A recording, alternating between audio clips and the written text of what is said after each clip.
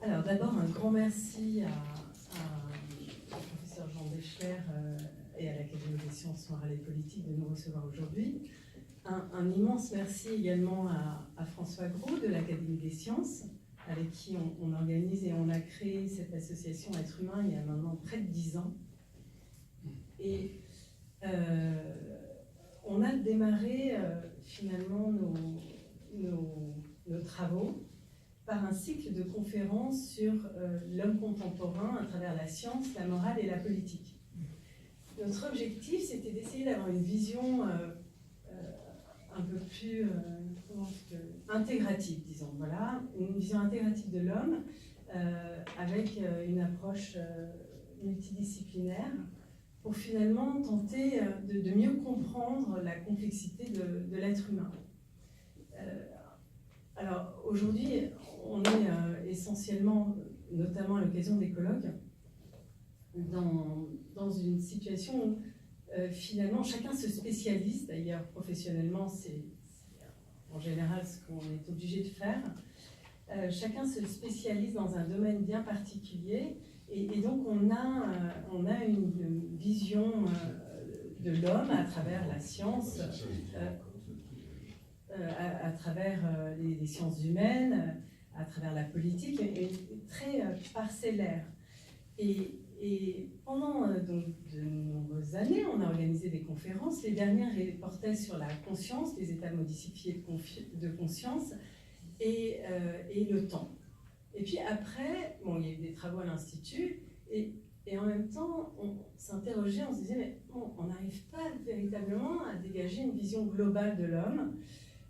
Pourquoi? Comment faire pour que... Parce qu'on a appris des choses passionnantes, on a eu des interventions exceptionnelles de scientifiques, de philosophes, de sociologues, qui nous permettaient d'entrevoir un peu mieux effectivement comment l'être humain fonctionnait, mais sans jamais arriver à rassembler tout le monde autour d'un thème qui aurait permis à chacun d'apporter sa propre vision et de compléter celle des autres. Et donc on a réfléchi, puis à un moment on a travaillé sur croyance ou crédulité, en se disant mais effectivement quels sont les domaines où finalement on ne sait pas. On ne sait pas comment fonctionne l'homme. Et donc, au fil des réunions qui ont eu lieu sur ce thème, on a eu l'idée d'organiser justement ce colloque sur la vérité. Et pour essayer finalement de voir ce que l'on ne sait pas, pour nous permettre d'avoir une vision un peu plus claire de l'homme, puisque ce qu'on sait, c'est formidable, mais ça ne nous donne toujours pas d'approche intégrative de l'homme. Donc la vérité c'est effectivement un mystère. Qu'est-ce que la vérité? Demandait Pilate au Christ, qui lui disait être venu au monde pour rendre témoignage à la vérité. La vérité, a priori, s'oppose à la croyance. Et pourtant, si on cherche à les définir, les deux notions pourraient se confondre. La vérité est ce que l'on affirme comme vrai, et la croyance est ce que l'on croit vrai. Par conséquent, le problème posé par le sujet consiste, à mon avis, à dégager le domaine de la vérité de celui de la croyance. Nous sommes tous des croyants, parfois même sans le savoir. Personne ne détient la vérité.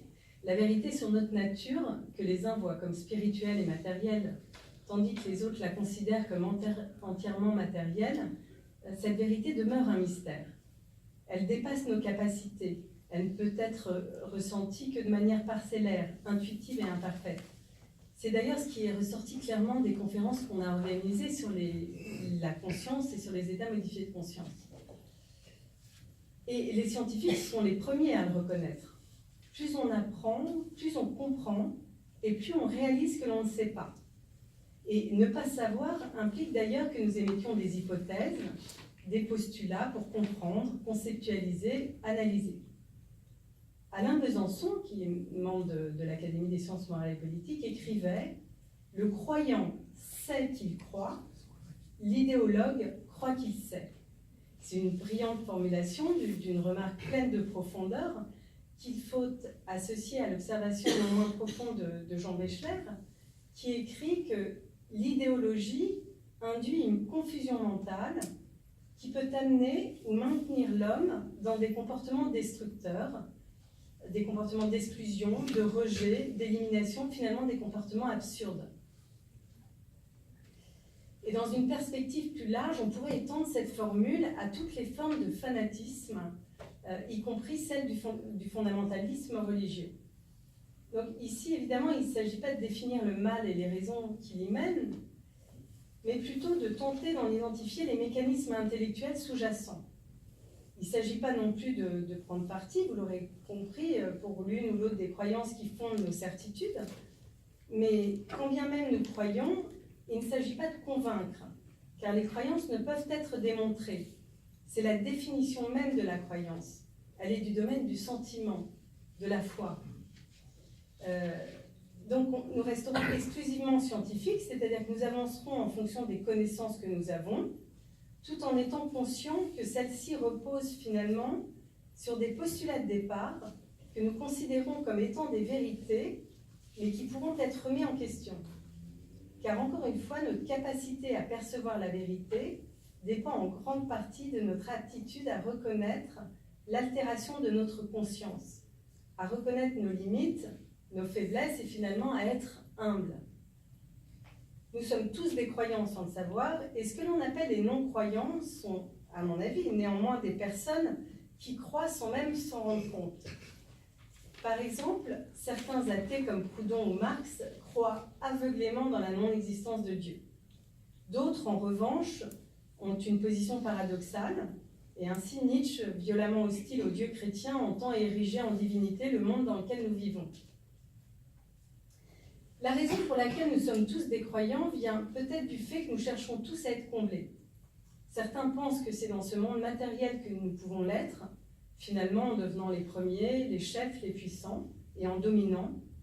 Et d'autres pensent que c'est dans la vie spirituelle que l'on peut être comblé, en se détachant du monde matériel et en se mettant au service de l'esprit de Dieu et des autres, en devenant petit, faible, détaché du monde matériel. Tout est affaire de croyance.